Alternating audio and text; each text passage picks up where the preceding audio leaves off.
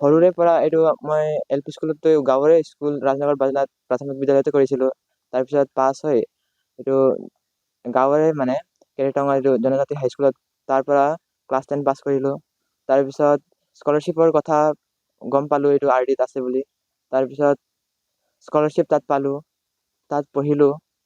তাৰপিছত আৰু মানে পঢ়ি গৈ থাকিলোঁ, পঢ়ি ভালো লাগিলে আৰু তেনেকৈ এক্সাম দি থাকিলোঁ আৰু মানে কষ্টটো কৰিলোঁ, কষ্টটো নকৰাকৈ একো নহয়। উত্তীৰ্ণ বুলি মই এইটো সৰ্বভাৰতীয় নীট পৰীক্ষাত এইটো উত্তীৰ্ণ হ'বলৈ সক্ষম হৈছোঁ। তো এতিয়া কিমান নম্বৰ পাবলৈ তুমি সক্ষম হৈছা? 610। আশা কৰা মতেই নম্বৰ লাভ কৰিছানে? এইটো এক্সাম দিয়াৰ পিছত মই আনচাৰ কি মিলাই চাইছিলোঁ, সিমানেই আহিছিলে আৰু সিমানেই পাইছোঁ। তো অলপ ৰেংকটো অলপ প্ৰেডিক্ট কৰিব দিগদাৰ আছিলে। তো পিছত ৰিজাল্টত গম পালোঁ 7320 আছে অল ইণ্ডিয়া ৰেংক। তো ঠিকে আছে। উঠি অহা প্ৰজন্মৰ বাবে তোমাৰ ভাইটি ভণ্টি তেখেতসকলৰ বাবে কিবা ক'বা নেকি? পঢ়া শুনাৰ ক্ষেত্ৰত পঢ়া শুনা নিজে ইচ্ছা কৰিলে মানে যিকোনো কৰিব পাৰে, সেইটোৱে। বহুত ভাল পাইছোঁ, মানে মই ইমানেই ভাল পাইছোঁ নহয়, মোৰ নিজৰ ভতিজা হয়, মোৰ নিজৰ ল'ৰাই নিচিনা মানে বহুত ভাল পাইছোঁ। এনেকৈ নীট ক্ৰেক কৰিলে নহয় জানো, ইমান ভালকৈ। এতিয়া আগন্তুক ভালেই হওক, ভাল ডক্তৰ হিচাপে ওলাই আহক, মই সেইটোৱে মানে হেৰি কৰিছোঁ। আৰু আমাৰ ফালৰ পৰা যিমান যি হৈছে মানে ছাপোৰ্ট পূৰা, আৰু মই যিমান পাৰিছোঁ মই ইয়াক মানে দিছোঁ আগলৈকে, মানে ডক্তৰ হৈ নোহোৱালৈকে মানে যিমান চেষ্টা মানে চলাই আছোঁ আৰু চলাই থাকিম মানে ইয়াৰ কাৰণে। মানে যে ভাল মানুহ হৈ আহিছে, মোক বেছি মানে ভাল লাগিছে। কেলৈ মানে সৰুৰ পৰা দেখিছোঁ বহুত ব্ৰিলিয়েণ্ট ল'ৰা ন। আগৰ সৰুৰে পৰা মানে নাৰ্চাৰীৰ পৰা সমানৰ পৰা আপোনাৰ এতিয়া নীট ক্ৰেকৰলৈকে বহুত ব্ৰিলিয়েণ্ট ল'ৰা। তো সেইটো কাৰণে মানে এটা গৌৰৱৰ কথা আমাৰ ফেমিলিৰ কাৰণে, মোৰ কাৰণে, মোৰ আগন্তুক মোৰ ল'ৰাবিলাকেও মানে এনেকৈ দেখি পেলাই ইহঁতেও মানে মোৰ ল'ৰা দুটাও ভাল হয় আৰু সেইটো কাৰণে মই ইয়াক ছাপোৰ্ট কৰিম। ইয়াক ছাপোৰ্ট কৰাৰ পাছত মানে মোৰ ল'ৰা দুটা ভাল হ'ব বুলি মানে ভাল হোৱাৰ পাছত ল'ৰা ভাল হ'ব, ল'ৰা ভাল সমাজ ভাল হ'ব নহয় জানো। সেইটো কাৰণে মানে মই বহুত ভাল পাইছোঁ আৰু সেইটোৱে আৰু ইমানলৈকে পঢ়িব পাৰে বুলি আগতেতো ভবাই নাছিলোঁ মই।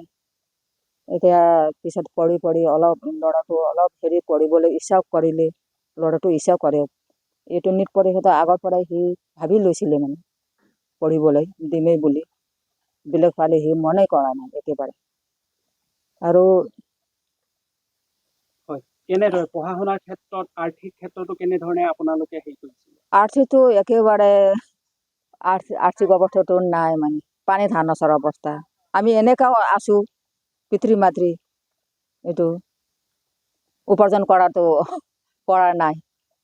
আমাৰ আপোনসকলে সহায় কৰিছে, এইটো আমাৰ ইয়াৰ দদাইসকলে, খুৰাসকলে সহায় কৰিছে, আপোনালোকে বহুত ছাপোৰ্ট কৰিছে।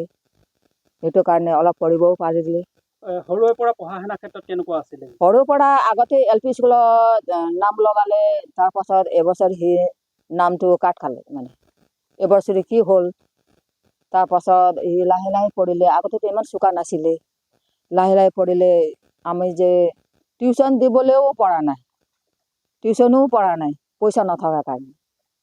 টিউশ্যন দিবলৈও পৰা নাই, স্কুলত পঢ়িও পাছ কৰি আহিলে। লাহে লাহে অলপ ছাৰসকলে বহুত ছাপোৰ্ট কৰিছে, RD স্কুলৰ ছাৰসকলে। ফোন ৰাতিপুৱা সিহঁতে উঠাই দিছে ৰুমত, যে বহুত ছাপোৰ্ট কৰিছে। ভালেই লাগিছে, সি যেনে তেনে পঢ়ালো আৰু ইমানলৈকে। ফাৰ্ষ্টতে চৰকাৰী স্কুলত পঢ়িয়ে সি মেট্ৰিকলৈকে পালে। তাৰপাছত RDত নাম লগালোঁ, স্কলাৰশ্বিপ পাব বুলি, পালেও। তাৰপাছত ছাৰসকলে কৈছে কোচিং ল'বলৈ। সি এণ্ট্ৰেঞ্চ পৰীক্ষা দিও পাছ কৰিলে, কোচিং লৈছে। যেনে তেনে পঢ়ালোঁ আৰু ভাড়া ৰুমত থাকি। হোষ্টেলত থাকিব সি পৰা নাই, নোৱাৰোঁ বুলি ক'লে। ভাড়া ৰুমত থাকি 2 বছৰ কটালে যেনে তেনে। এগৰাকী মাতৃ হিচাপে কেনেকুৱা কষ্ট কৰিবলগীয়া হৈছিলে ইয়াৰ পৰা? কষ্টটো পঢ়া শুনা কেনেকুৱা আছিলে? সৰুৰ পৰা ভালে আছিলে, কিন্তু স্বাস্থ্য অলপ ইয়াৰ দুৰ্বল। যেতিয়া সি পৰীক্ষা পায় তেতিয়াই সি বেমাৰ। মেট্ৰিকতে সি বেমাৰ হৈছিলে এমাহমান, আৰু টিউশ্যন কৰিলে এমাহমান, আৰু সি বহুত বেছি হয়, সোনকালে উঠিব নোৱাৰে ৰাতিপুৱাও। তেনেকুৱা ইয়াৰ যে শাৰীৰিক অৱস্থা অলপ দুৰ্বল মানে। কি ক'ম এতিয়া, RD স্কুলৰ পৰা মই স্কলাৰশ্বিপ পাইছিলোঁ, তাত ফিজ গোটেই ৰেহাই হৈছিলে। তো হোষ্টেলো মই পাইছিলোঁ, খালি হোষ্টেলত নাথাকিলোঁ মানে নোৱাৰোঁ বুলি, ভাড়া ৰুমত থাকিছিলোঁ। আৰু ফাৰ্ষ্ট ইয়াৰত কোচিঙৰ এণ্ট্ৰেঞ্চ হৈছিলে RDত, আৰু কোচিঙৰ এণ্ট্ৰেঞ্চ ভাল হৈছিলে। তো RDৰ পৰা কোচিঙৰ কৰিবলৈ মানে ছাৰবোৰে কৈছিলে। তো ঘৰত মই কথা পাতি মানে কোচিং এবছৰ কৰিলোঁ ছেকেণ্ড ইয়াৰত। তাৰপিছত এনেই টেষ্টবোৰ দিলোঁ, পঢ়িলোঁ,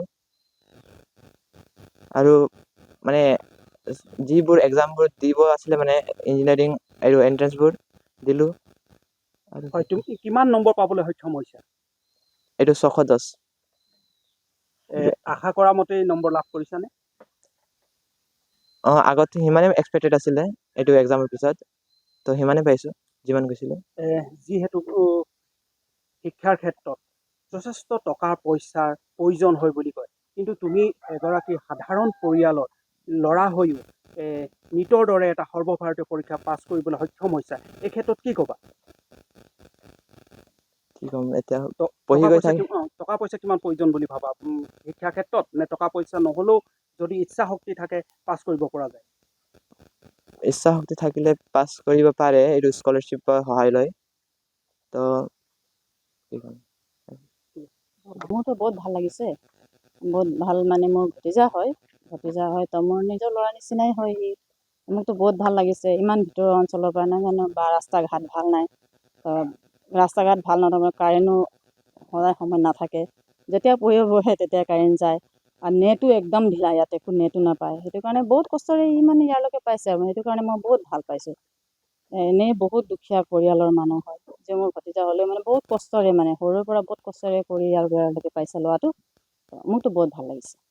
এনেকুৱা আৰু আগন্তুক ল'ৰা ছোৱালী এনেকুৱা হওক, আৰু ই ডক্টৰ পঢ়িম বুলি ভাবিছে নহয় জানো, ইয়াৰ মনৰ ইচ্ছাটো পূৰণ হওক, ই মানে আগলৈ ভাল ডক্টৰ হৈ ওলাই আহক, সেইটোৱে মই মানে ভাবিছোঁ আৰু চিন্তা কৰিছোঁ। মোৰ পৰা আশীৰ্বাদ দিয়ক, মানে ই ভাল এটা ডক্টৰ হৈ ওলাই আহক, সেইটোৱে মই হেৰি কৰিছোঁ। আৰু কিন্তু ইয়াত এনেইতো অসুবিধা বহুতেই, একোৱেই নাই, আপোনাৰ ৰাস্তাও ভাল নাই, আপোনাৰ ইলেক্ট্ৰিচিটিও ভাল নাথাকে, তাৰপিছত আপোনাৰ নেটটো একেবাৰে নাই।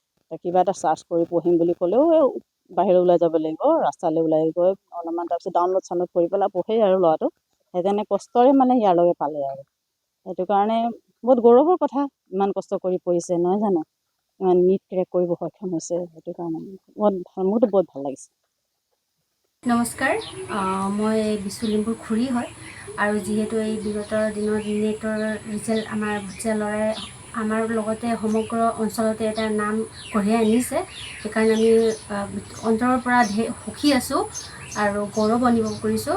যিহেতু বহুত দৰিদ্ৰ পৰিবাৰৰ, বহুত কষ্ট কৰি তেওঁলোকে এটা ইমান ভাল ৰিজাল্ট ল'বলৈ সক্ষম হৈছে, আৰু আমি চৰকাৰক অনুৰোধো কৰিছোঁ যাতে তেওঁলোকৰ যেনেকুৱা পৰিস্থিতিত যুঁজি হৈও ইমান ভাল ৰিজাল্ট পাছ কৰিছে, তেওঁলোকক অলপ সহায় সুবিধা দিয়ক, আৰু আগৰ দিনতো বিগত অহা দিনতো তেওঁলোকে ভাল এটা সুবিধা পাওক বুলি আশা কৰিছোঁ।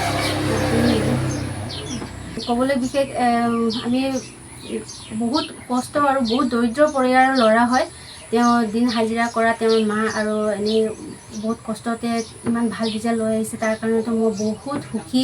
যিহেতু মই নিজে আমি যিমান পাৰোঁ আমি সহায় কৰিছোঁ, আৰু অহা বিগত দিনতো সমগ্ৰ ৰাইজ অঞ্চলেও মানে অলপ সহায় কৰক, আৰু তেওঁ উন্নত ভৱিষ্যতৰ কাৰণে মানে আশীৰ্বাদো দিছোঁ বিশেষ কৰি, আৰু ইমানতে। যিকোনো খবৰৰ বাবে যোগাযোগ কৰক আমাৰ এই নম্বৰত 9181 307 221।